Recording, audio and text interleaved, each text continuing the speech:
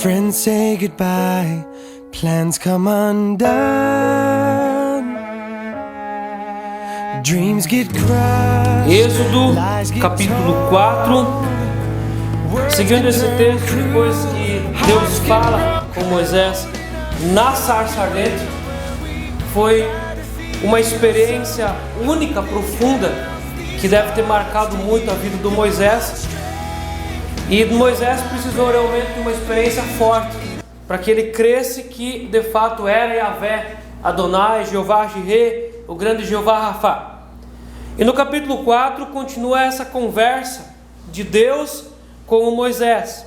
Respondeu Moisés: mas eis que não crerão nem acudirão a minha voz, pois dirão: o Senhor não te apareceu. Perguntou-lhe o Senhor: que é isso que tens na mão? Respondeu-lhe: um bordão, um cajado de pastor. Então lhe disse: lança-o na terra. Ele o lançou na terra e o bordão virou uma serpente e Moisés fugia dela.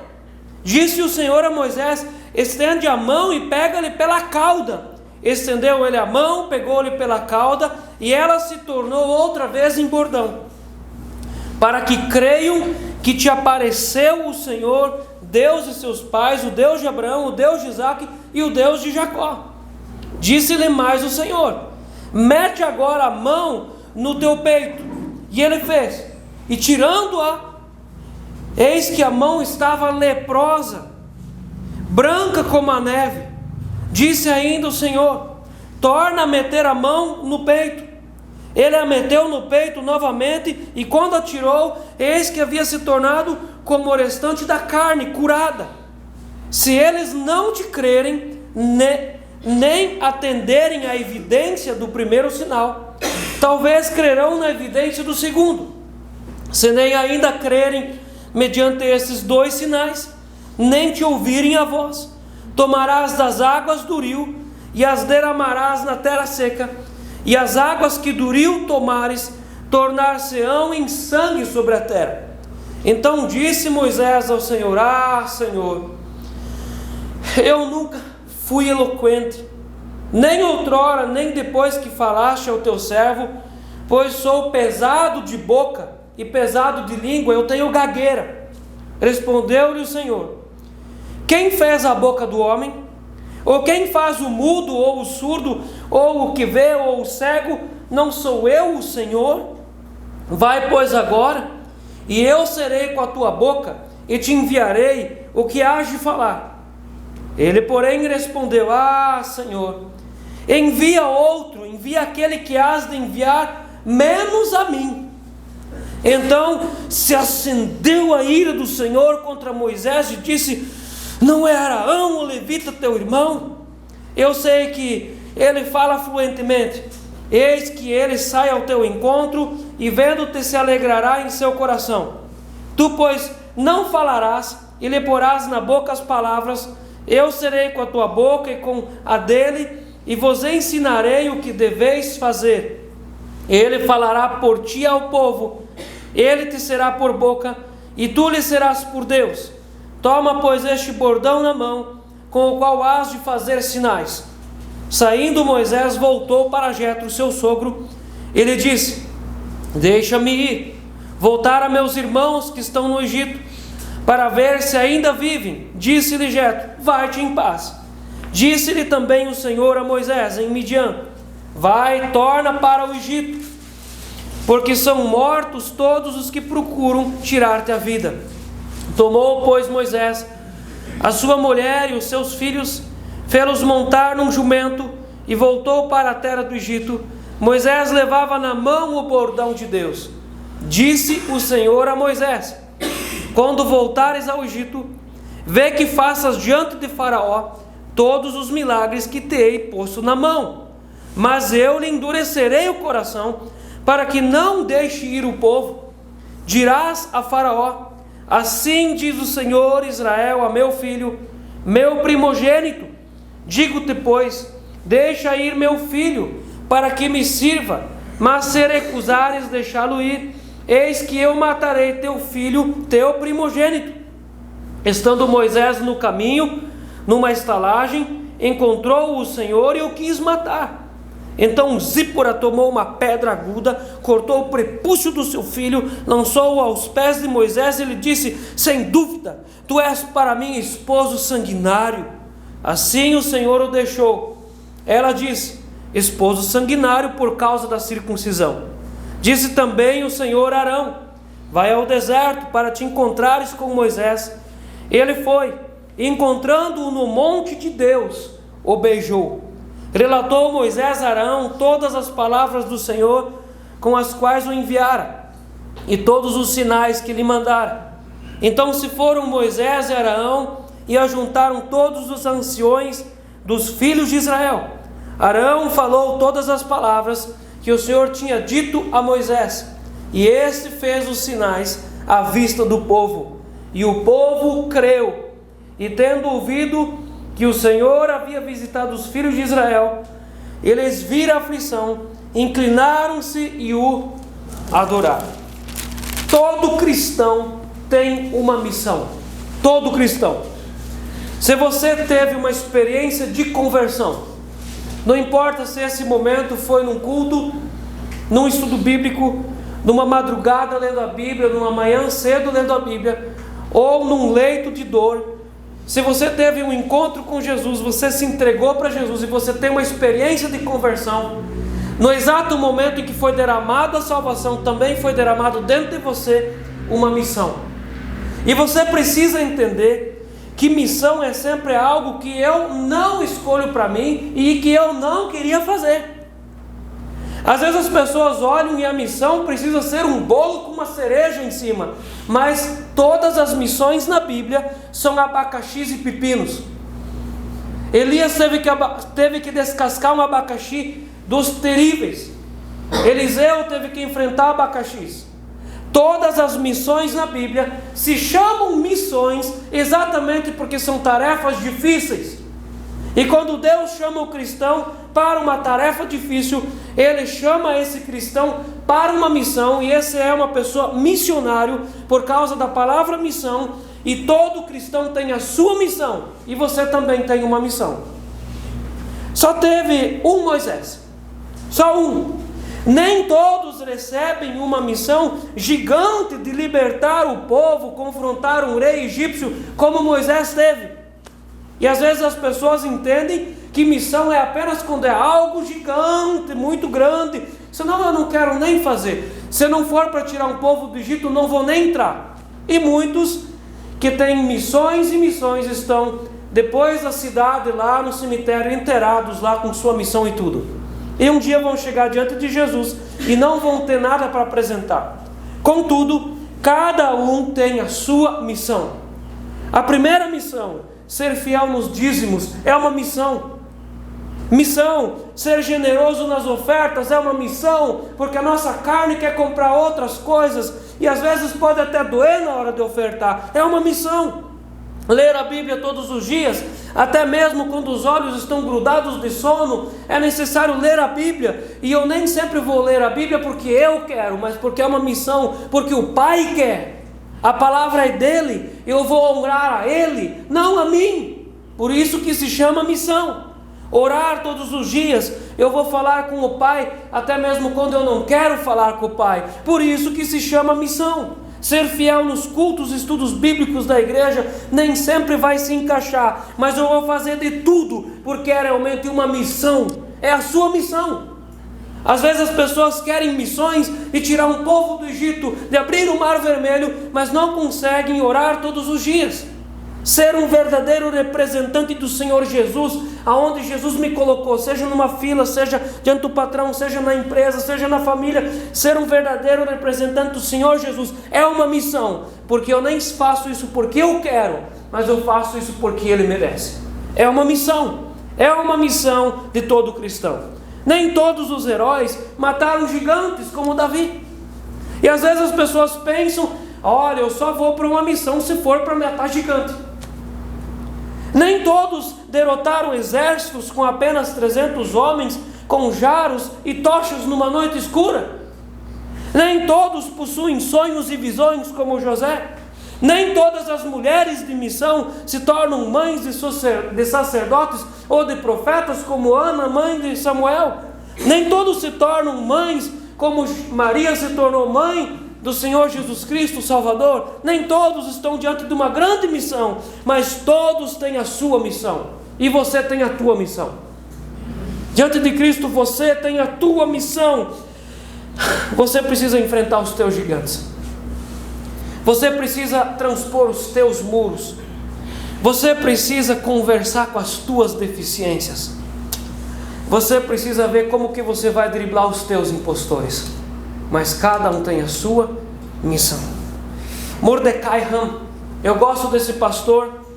E esse pastor não se tornou conhecido quando ele era novo, mas esse pastor se tornou conhecido quando ele já tinha uma certa idade. Mordecai Ham é a 8ª geração de pastores nos Estados Unidos, pastores batistas, e ele só se tornou um nome conhecido quando Billy Graham se tornou conhecido por ser pregador de grandes massas. Mordecai Ham foi um pastor lá de uma igreja simples nos Estados Unidos, que pregou o evangelho para um jovem chamado Billy Graham, e depois discipulou ele, depois ensinou ele, depois enviou ele. Esse nome nunca será conhecido, mas a luz que brilhou, Billy Graham, será conhecido. Nem sempre as nossas missões serão públicas, mas o secreto move o público. Você tem uma missão, e Moisés é representante de todos os cristãos em suas missões. Moisés aqui é nosso representante, com as suas dúvidas, com os seus medos, com as suas deficiências, com as suas tolices, misericórdia, e com a sua grande necessidade de se encontrar e ter Deus na sua vida. Ele nos representa. Quando nós vamos estudar Êxodo e caminhamos e vamos andar no Êxodo, nós vamos encontrar aqui 3 figuras importantes que fazem todo sentido para a nossa vida. Satanás, o diabo, representado por Faraó. Nós vamos encontrar aqui a igreja, a congregação de Israel, que representa todas as pessoas convertidas hoje, que caminham em direção ao céu. E a congregação de Israel caminhava em direção a Canaã, com toda aquela dificuldade, murmuração e cabeça dura e coração duro. Representa a igreja de hoje. E o Moisés representa todos os líderes que estão diante de um trabalho, puxando, empurrando, implorando, orando, às vezes se esgotando. Moisés representa todos os líderes, todos os pastores, presbíteros, diáconos, que estão diante de um trabalho de pregação da palavra de Deus. O verso 1, respondeu Moisés, que é conversa com Deus ainda: mas eis que não crerão nem acudirão à minha voz, pois dirão: o Senhor não te apareceu. O medo de todo missionário, chegar naquela igreja, chegar naquele bairro, chegar naquele trabalho de crianças, chegar naquele trabalho de jovens. O medo de todo missionário é: não vão acreditar em mim. Isso é nosso medo. O medo de um missionário, de alguém que vai numa missão é: e se eles não crerem em mim? Isso é uma possibilidade. Podem me achar um revolucionário estúpido. Talvez isso estava na cabeça do Moisés. O que vão pensar em mim, de mim? Vão achar que eu estou maluco? Eu venho lá de Midian, uma vez eu fugi por causa de matar o egípcio, agora eu volto com essa ideia maluca da gente se reunir, conversar com o faraó e a gente ir embora do Egito. Que ideia estúpida! Isso passava na cabeça dele. Ele estava com medo de não ter credibilidade. O que ele pensava? Vão duvidar da minha experiência com o Yahvé Adonai. A segunda parte do 4, o Senhor não te apareceu. O medo de todo missionário, de todo pregador é: e se as pessoas não crerem que eu tenho vida com Deus? Essa incredibilidade pode existir. O verso 2, perguntou-lhe o Senhor: que é isso que tens na mão? Respondeu-lhe: um bordão. O bordão era um cajado de um pastor.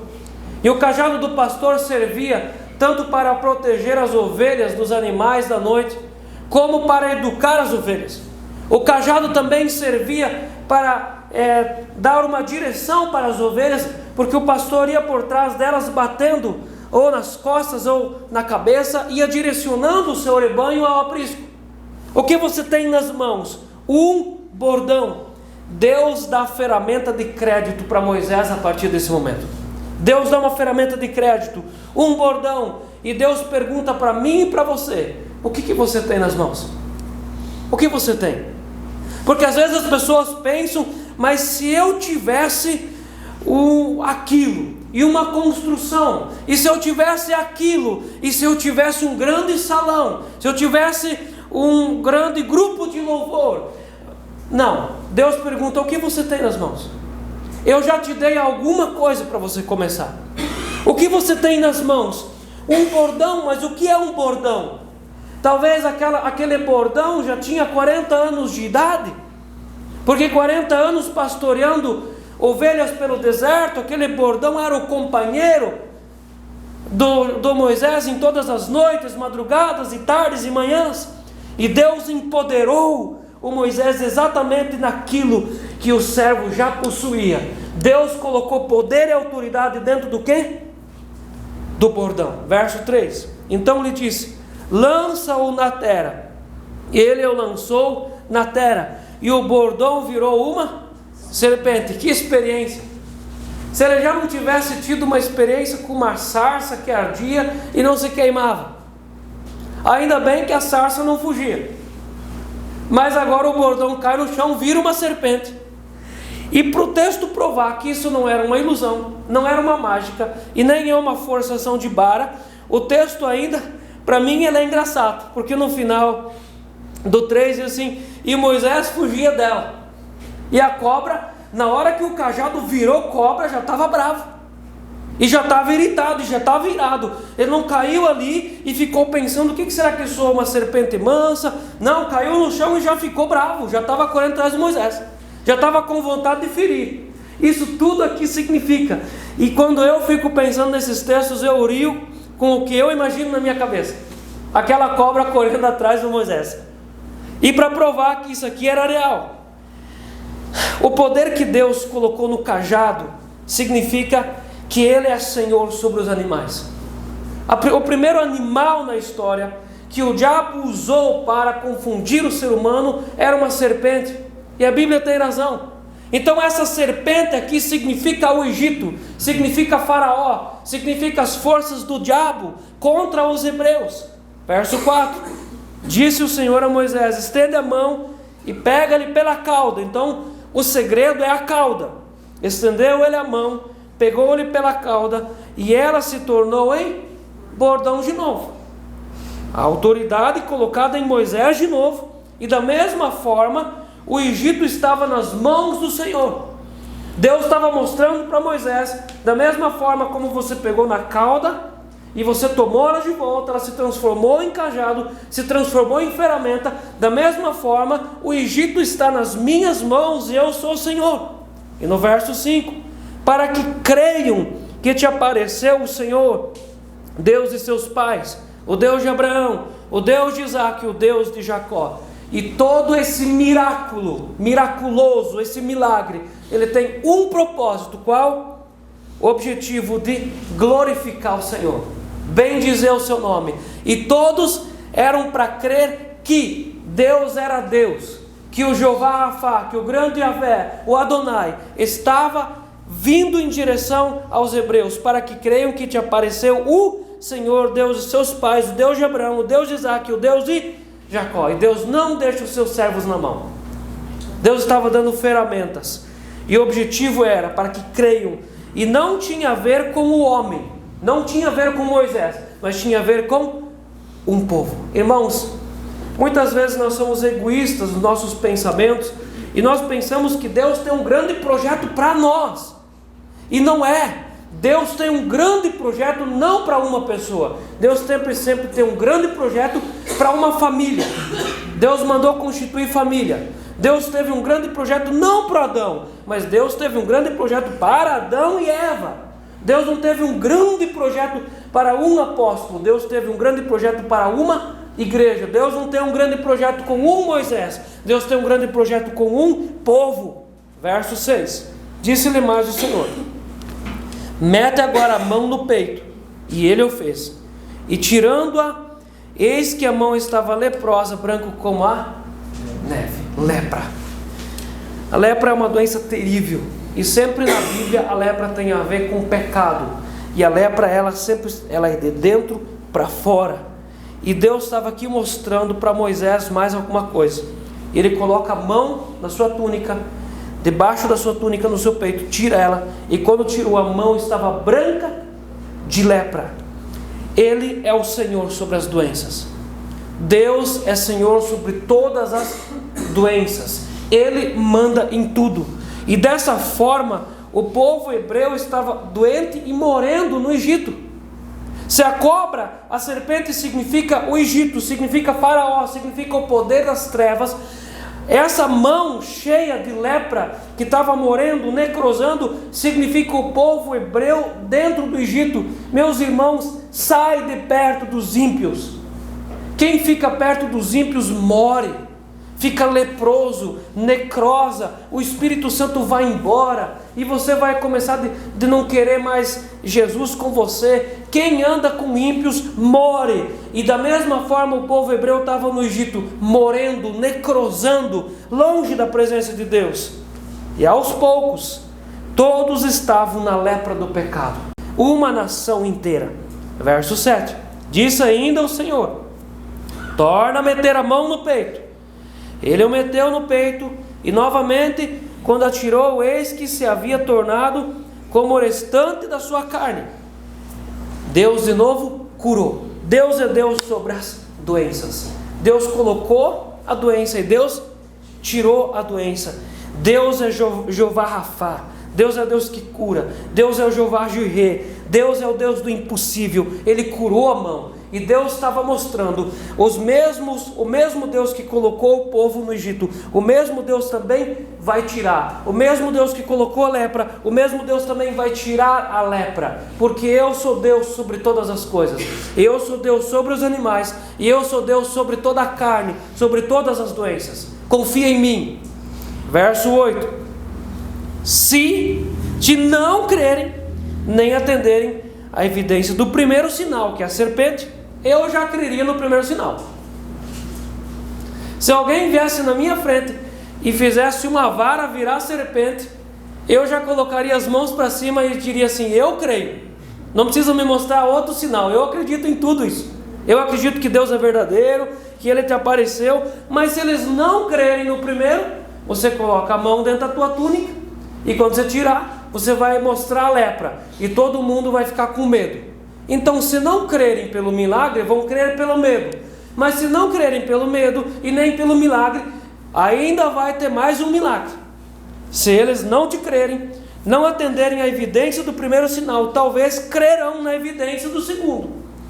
Se nem ainda crerem mediante esses dois sinais, nem te ouvirem a voz, tomarás das águas do rio e as derramarás na terra seca, e as águas que do rio tomares tornar-se-ão em sangue sobre a terra seca.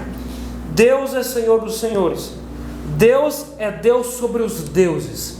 O rio Nilo era tido como uma divindade no Egito Antigo. Eles acreditavam que o rio Nilo era um deus, e tudo andava ou tudo se tornava em torno do Deus que fazia todos viverem. Eles adoravam o rio Nilo, eles prestavam louvores e adoração ao rio Nilo, era tido como uma divindade, o Deus vida. Aí Deus diz assim: se não crerem na serpente, não crerem na mão de lepra, você pega a água do rio Nilo, derrama sobre a terra e vai se transformar em sangue, porque eu vou humilhar os deuses egípcios, porque eu sou o único Deus, e não há Deus diante de mim que possa comigo. Todos os deuses são mortos. E os milagres são evidência do poder de Deus sobre toda a criação. São evidência do poder de Deus. O milagre não é evidência da fé humana, porque o homem pode ter toneladas de fé de concentração, mas se não tivesse um Deus no céu para operar milagres, não lhe adiantaria nada. E o homem pode ter muita fé e não operar milagres. Mas os milagres são evidências de que Deus é poderoso e Deus tem autoridade. Os milagres são evidências de que Deus estava com o homem da missão. Era uma evidência de que Deus estava com o Moisés. E todo homem de Deus recebe autoridade e poder para desenvolver a sua missão. Em toda a história, quando Deus envia, Deus também dá autoridade, dá poder para o homem ou a mulher desenvolver a missão. E Jesus disse: acalma-te vento e mar, e tudo se acalmou. Pedro orou e Dorcas ressuscitou. Paulo ressuscitou Eutico. Elias fez descer fogo do céu. Eliseu fez 2 ursas comer os meninos que caçoavam da sua careca. Todo homem que está na missão tem o poder e a autoridade. E Pedro e João disseram para Ananias e Safira: vocês estão mentindo contra o Espírito Santo, e caíram e morreram. Todo pastor evangelista é empoderado por Deus para fazer a obra do reino, e milagres e autoridade sempre acompanham o homem de Deus. Moisés recebeu poder e autoridade sobre o mundo espiritual do Egito, e sinais e maravilhas sempre acompanharam o povo de Deus em toda a sua caminhada, seja no deserto, seja nos dias de Jesus, ou seja nos dias dos apóstolos. Sempre a igreja foi acompanhada de sinais e maravilhas. Amém? Amém. Depois que Deus deu poder de cajado transformar em serpente, mão ser leprosa e ser curada, deu autoridade sobre ele, derramou sobre ele a autoridade de pegar a água do rio Nilo e transformar em sangue. E a conversa continua. 10. Então disse Moisés ao Senhor: ah, Senhor, eu nunca fui eloquente. O que uma coisa tem a ver com a outra? Depois que Deus empoderou, Ele deu poder, deu autoridade, ô Moisés, me sai com essa. Então disse Moisés ao Senhor: ah, Senhor, eu nunca fui eloquente, nem outrora, nem depois que falaste ao teu servo, pois sou pesado de boca e pesado de língua. Misericórdia, fala comigo. Misericórdia. Quando eu não quero ir para a missão, eu arrumo uma desculpa. Eu posso ter um monte de pontos positivos e ser bom em um monte de coisa, e Deus ter me abençoado desde o ventre, desde o berço, mas quando eu não quero ir e sair do comodismo, eu vou arrumar uma desculpa, e a culpa sempre será colocada na parte mais fraca. A pessoa tem um monte de dons e talentos e coisas boas, mas ela tem uma fraqueza. Aí ela vai dizer assim: eu não posso ir por causa daquela uma fraqueza, porque eu não sou bom nisso. Não importa quantas qualidades eu tenho, vou me desculpar sobre a minha fraqueza. E sempre a fraqueza vai receber a culpa quando alguém não quer ir. Mas grandes homens e mulheres da história que fizeram diferença tiveram muitas fraquezas. Todo ser humano tem fraquezas. Olha uma vez para o Pedro. Pedro era elétrico, era agitado, ele era precipitado nas palavras, ele se confundia todo, ele era enrolado, e Deus usou ele para ser um grande pastor. Olha o Timóteo, a Bíblia diz que ele era muito jovem, e Paulo dá evidências disso, de que ele era inexperiente, mas Paulo diz: você tem que ser forte e corajoso, você vai um dia ter experiência, não desiste. Amós era um caipira, era criador de bois e colhedor de sicômoros, ele era o agroboy da época. Mas Deus chamou aquele. Paulo tinha um espinho na carne, por 3 vezes Paulo orou pedindo: Pai, tira de mim o espinho na carne que me dói muito. E Deus não tirou. E Deus falou para ele: minha graça te basta, e meu poder se aperfeiçoa na fraqueza. Todos nós temos fraqueza em nossa missão.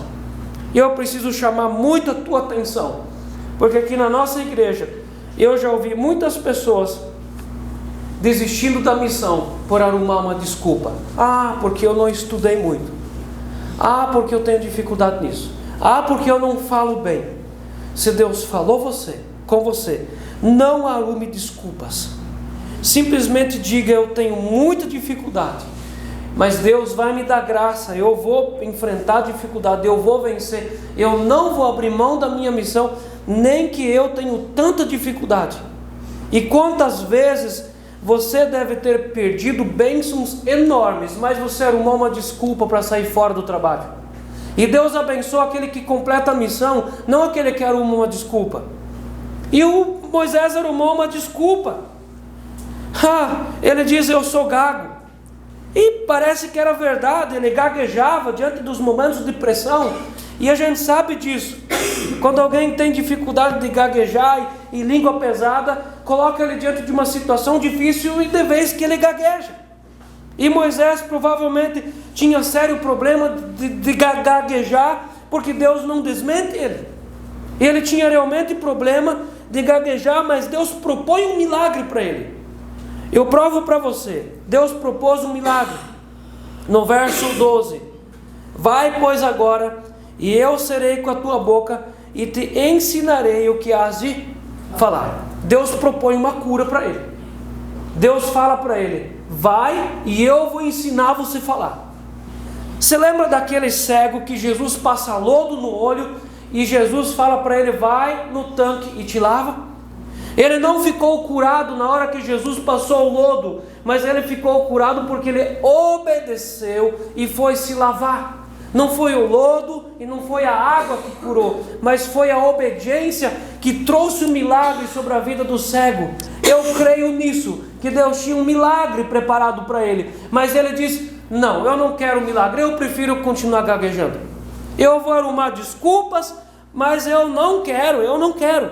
Verso 13: ele, porém, respondeu: Senhor, envia aquele que há de enviar, menos a mim. Mas misericórdia, tinha alguém aqui? Não tinha mais ninguém. Era só ele e Deus conversando. E ele me arruma essa conversa: Senhor, envia outro. Recebeu a autoridade da serpente, recebeu a autoridade da cura, recebeu a autoridade de transformar água em sangue, e ele ainda diz: envia alguém outro. Misericórdia. E nós somos assim. Me substitui então, coloca alguém outro, porque eu não vou conseguir, eu não sei falar, eu não sei isso, me substitui. E o verso 14: então se acendeu a ira do Senhor contra Moisés. E eu também fiquei irado ontem e hoje. Eu fiquei muito irado com Moisés. Mas aí quando eu lembro de mim, de novo eu digo assim: acho que Moisés tinha um pouco de razão. Mas Deus ficou irado com Moisés. Então se acendeu a ira do Senhor contra Moisés e disse: não é Arão, o levita, teu irmão? Eu sei que ele fala fluentemente. Eis que ele sai ao teu encontro, e vendo-te se alegrará com o teu coração. Arão não fazia parte dos planos iniciais de Deus. Não tem projeto de Arão para Deus. Tem projeto Moisés, mas não projeto Arão. Muitas e muitas vezes a pessoa não quer ir, porque eu tenho que levar alguém comigo, mas Deus chamou você, só você. Mas eu tenho que levar mais alguém, porque não sei o quê. Aí muitas vezes a pessoa carrega um Jonas no barco. E olha que interessante, Deus se irou e falou assim: tá bom, vou dar para você alguém que fala bem. Mas o problema do Arão era a falta de cérebro. Se o Moisés tinha falta de eloquência, o Arão tinha falta de cérebro. Quanta dor de cabeça que o Arão trouxe para os Moisés. Nós vamos passar texto por texto, e todas as vezes que nós passarmos esse texto, eu vou mostrar para você e vou cutucar que problema que o Moisés se arrumou com esse Arão. Arão era mais um bordão, mas esse bordão não virava nem serpente nem tinha cérebro, só falava, e muitas vezes falou abobrinha. Quantas vezes nós pensamos: não, porque eu não falo bem, vamos colocar alguém que fala bem. Esse não é um milagre. O milagre é alguém que Deus escolheu. Se você não fala bem, se você não tem tudo o que você acha que tem que ter, mas aceita a missão quando Deus chamar, porque Deus capacita aqueles que Ele chama. Deus nunca cometeu um erro, e Deus chama exatamente os fracos, como Paulo diz lá em 1 Coríntios 1, para quê? Para envergonhar a sabedoria desse mundo. Por isso que Deus chamou eu e você, que somos fracos. Não arrume desculpas. Desculpas são portas aonde entram muitas dores de cabeça. Todas as vezes que você arruma uma desculpa, você abre uma porta para você ter dor de cabeça. Talvez naquele dia, naquela semana ou anos para frente, porque desculpas são portas de entrada de dores de cabeça. E Deus coloca então Moisés sobre a serpente, sobre a doença, sobre o Nilo e sobre o Araão. Verso 15: Tu, pois, lhe falarás e lhe porás na boca as palavras, e eu serei com a tua boca e com ele, e vos ensinarei que deveis fazer. Sabe aquele desenho dos bonecos? Moisés falava e o Arão repetia. Era só isso. Não dava para o Moisés falar? Sim, mas ele não queria que fosse do jeito de Deus. Ele inventou para ele um desenho de como para ele seria ideal. Ele arrumou um problema para ele. Verso 16: Ele falará por ti ao povo, ele te será por boca, e tu lhe serás por Deus. Toma, pois, este bordão na mão, com o qual has de fazer sinais. Moisés, não esquece do bordão, hein? Não esquece do bordão. Por quê? Porque a mão ele não ia esquecer. E o poder, a autoridade que Deus colocou dentro dele para transformar a água em sangue, também não ficaria. Não esquece o bordão, porque se você esquecer do bordão, os outros dois sinais não vão funcionar. E Deus sinala isso. Verso 18: Saindo Moisés, voltou para Jetro, seu sogro, lhe disse: Deixa-me ir voltar para os meus irmãos que estão no Egito. Você percebe que ele não conta por Jetro o que estava acontecendo? Nós vemos naqueles textos de Gênesis que nem sempre a gente conta a nossa missão para todas as pessoas. E o Moisés não contou para o sogro dele o que Deus tinha conversado com ele, o poder e a autoridade que Deus tinha colocado sobre ele, e não estava contando qual a missão. Não se conta tudo para todos. E Moisés conhecia as figuras da casa, mas ele respeita o sogro dele.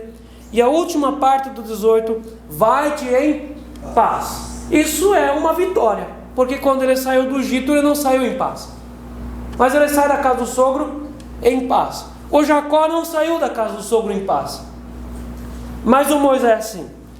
Então vem de novo a palavra 19: Disse também o Senhor a Moisés em Midian: Vai, torna para o Egito, porque são mortos todos os que procuram tirar-te a vida. Quando o servo vai, quando o servo coloca o pé na estrada e vai, Deus vai na frente preparando os caminhos. Creia nisso.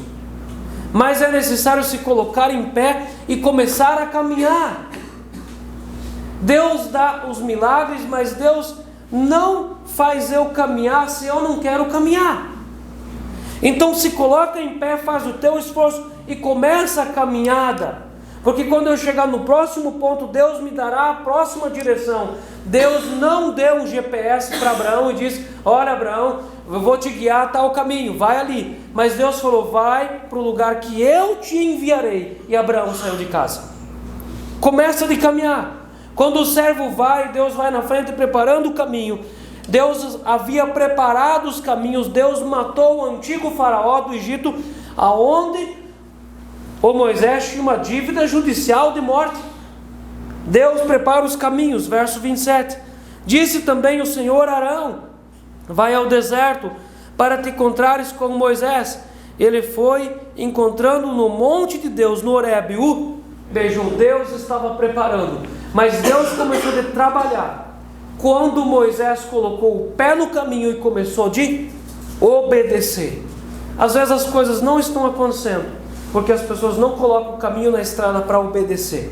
Tem direção, tem tudo, tem entendimento, mas não começou, porque às vezes tem medo. No verso 20: Tomou, pois, Moisés a sua mulher e seus filhos, fê-los montar no jumento, e voltou para a terra do Egito. Moisés entendeu que a missão é de toda a família. Meus irmãos, a missão salvação, na Bíblia, ela não é apenas para o homem ou apenas para a mulher. A missão salvação, ela é para toda a família. Inclusive a Bíblia ensina que o homem precisa ser o cabeça da casa, cuidar da sua esposa, cuidar da sua família, porque existe um caminho espiritual. E o projeto de Deus é para toda a família. Deus chamou toda a casa de Moisés. O Moisés entendeu isso. ele pegou a sua esposa, toda a sua casa, e todos foram. Na segunda parte do B, na segunda parte do verso 20, Moisés levava na mão o bordão de Deus. Ele não podia deixar o poder e a autoridade para trás. Era a família e o poder e a autoridade. Verso 21, disse o Senhor a Moisés: quando voltares ao Egito, vê que faças diante do faraó todos os milagres que te hei posto na mão, porque corria o risco de Moisés chegar no Egito e ele esconder o poder e a autoridade, ele esconder e ficar para ele. E Deus renovou e reforçou: quando você chegar lá no Egito, faz o que eu mostrei para você, mas eu lhes endurecerei o coração, para que não deixe o povo ir o povo. Mesmo alguém obedecendo, o missionário, aquele que tem uma missão, ele precisa se preocupar não com os resultados, mas em fazer a vontade de Deus. Meus irmãos, nem sempre pregando o evangelho, ensinando a verdade, vão vir bons resultados. Nem sempre. Porque essa mesma palavra o Moisés pregaria para o faraó, e Deus já antecipou dizendo: não vai ter bom resultado. Mas não se preocupe com os resultados, se preocupe em cumprir a tua missão. Não fique olhando para resultados. Verso 22, dirás a faraó: assim diz o Senhor, Israel, o meu filho, o meu primogênito. Quando Deus olhava do céu para aquele povo, Deus enxergava uma pessoa só: o meu filho, o meu primogênito. 23, digo-te, pois, deixa ir meu filho, para que me sirva, mas se recusardes deixá-lo ir, eis que eu matarei teu filho, teu primogênito. Deus é justo, e Deus estava a fim de executar justiça, para que os seus filhos, o seu povo, fosse liberado. Então começa uma nova sessão, o 24 ao 26. Assim o Senhor o deixou. O 24, estando Moisés no caminho, numa estalagem, encontrou o Senhor e o quis matar. Então Zípora tomou uma pedra aguda, cortou o prepúcio do seu filho, lançou-o aos pés de Moisés e lhe disse: sem dúvida, tu és para mim homem, esposo sanguinário. Assim o Senhor o deixou. Não se pode ir para a missão antes de resolver a vida. A família vai para a missão. Deus chamou toda a família, e Deus chamou toda a tua casa para a salvação. Todos. Ninguém deve ficar para trás. Jacó se preocupou que ninguém ficasse para trás. Todos deveriam ir junto para a missão para o Egito. Ninguém pode ficar para trás. Mas não se pode ir para a missão antes de resolver a vida. Moisés tinha algo que ele não resolveu. Ele não colocou o seu filho na aliança. Era necessário colocar o filho na aliança.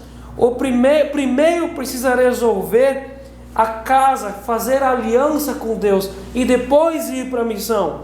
Primeiro todos precisam pertencer ao Senhor da missão, para depois fazer missão ao Senhor. Moisés deveria ter colocado o filho dele na aliança, porque era uma ordenança que o homem precisa colocar os seus filhos na aliança. Abraão colocou na aliança, Isaac colocou na aliança, Jacó colocou na aliança. O homem precisa colocar os filhos na aliança. Mas ele não tinha feito isso. Quem entendeu o porquê Deus quis matar o Moisés? A esposa. Detalhe, a esposa não era crente. Ela era filha de um sacerdote de ídolos. A Bíblia não vai falar que ela servia ao Senhor. Mas essa mulher que não era crente entendeu o que estava acontecendo, circuncidou o filho, e Deus deixou Moisés porque a questão estava sendo resolvida. Moisés arrumou desculpas para não ir para a missão, provocou a ira do Senhor, não havia colocado seu filho na aliança e correu o risco de morrer, porque Deus ia matar ele.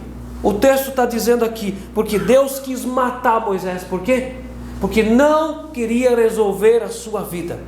Teimoso em aceitar a missão, teimoso em resolver a vida. Verso 28. Aí chegando lá no Egito, relatou Moisés a Arão todas as palavras do Senhor, com as quais o enviara, e todos os sinais que lhe mandaram. Então se foram Moisés e Arão, e ajuntaram todos os anciões dos filhos de Israel, que eram os líderes. Arão falou todas as palavras que o Senhor tinha dito a Moisés, e este fez os sinais à vista do povo. Você imagina aquela cena, o Moisés fazendo o sinal, jogou o cajado no chão, aí pegou a cobra de volta e jogou o cajado. Eu não sei você, mas eu ficaria brincando um pouco, porque isso era um milagre. Jogar o bordão no chão, virava cobra, pegava no rabo, virava bordão. Eu também ficaria olhando se a mão ia ficar curada, e eu também pegaria água no Nilo para ver se virava sangue mesmo. Eu acredito que Moisés fez isso. E no 31, e o povo creu, e tendo ouvido que o Senhor havia visitado os filhos de Israel, eles viram a aflição, inclinaram-se e o adoraram. Depois de muitos processos, a mensagem foi pregada. O processo foi muito maior do que o período da pregação. Misericórdia. Toda aquela ansiedade caiu por terra. Todo aquele medo, como que vai ser, acho que vão me matar, vão me esmagar, vão me colocar na cadeia, não vão acreditar em mim. Todo medo não passou de sombras humanas, tudo caiu por terra. E Jesus disse: não andeis ansiosos, não tenha excesso de futuro, não anda ansioso, apenas viva um dia de cada vez, porque cada dia trará o seu próprio mal. Não anda ansioso, durma tranquilo, não anda ansioso. E todo medo não passou de sombras humanas. E o verso 31, e o povo creu. A tranquilidade do servo vem de fazer aquilo que Deus mandou ele fazer. Não se preocupe com os resultados, se preocupe em fazer aquilo que Deus mandou você fazer. Meus irmãos, essa palavra tem a ver comigo e com você, porque Deus tem colocado uma missão sobre mim e sobre você. Temos fraquezas, temos medos e dificuldades, mas coloque o seu pé e comece de caminhar, porque só quando se começa de caminhar, Deus começa a mover todas as outras coisas e vai preparando o caminho. Creia nisso, que Deus está preparando tudo, mas não se preocupe com resultados, se preocupe apenas em fazer o que Deus mandou fazer. E se não crerem, não interessa, vai lá e pregue, vai lá e convide, vai lá e ore. Mas se não crerem, não se preocupe com resultados, faça o que Deus mandou fazer. Amém. Amém. Você pode fechar os teus olhos. E eu quero convidar você, pela tua alma, pelo Espírito, você colocar diante do Senhor aquelas tuas ansiedades, aqueles teus medos, as tuas inseguranças, e nessa noite colocar tudo aos pés do Senhor Jesus, e você ali na tua cadeira fazer a tua oração diante do Senhor. Papai querido, eu quero colocar diante do Senhor, Pai, a minha gratidão, porque o Senhor tem nessa noite dado palavra para nós. Obrigado, Deus, que essa palavra faz sentido para a nossa caminhada, e nós nos identificamos sim com Moisés, com todas as nossas teimosias e as nossas preocupações desnecessárias. Senhor Deus, eu quero colocar diante do Senhor, Pai, todo esse povo da igreja nessa noite, que é o teu povo, que o Senhor tem trazido para esse lugar. Senhor Deus, eu preciso que o teu Espírito Santo convença todo o coração aqui, que tem uma missão, que há um trabalho, que há um ato missionário para cada um de nós. A começar, Senhor Deus, por ser dizimista fiel, ofertante fiel, ler a Bíblia, orar todos os dias, buscar santidade na tua presença. Há uma missão para todos nós, de ser fiel nos cultos e estudos bíblicos, de ser um crente fiel e ser um verdadeiro testemunho, Senhor. Senhor Deus, dá-nos graça para a gente cumprir a nossa missão. Eu coloco todos aqui na tua presença, Pai. E eu também quero pedir, Deus, Dá graça, Pai, para nós como igreja, a gente poder cumprir a nossa missão e chegar diante do Senhor Jesus no dia do julgamento final e mostrar as nossas mãos com obras, mostrar as nossas mãos, elas não estarão vazias. Em nome de Jesus, Pai, continua trabalhando no nosso coração, essa noite, no dia do amanhã, na próxima semana, para que essa mensagem seja viva no nosso ser. Em nome de Jesus, amém. Amém.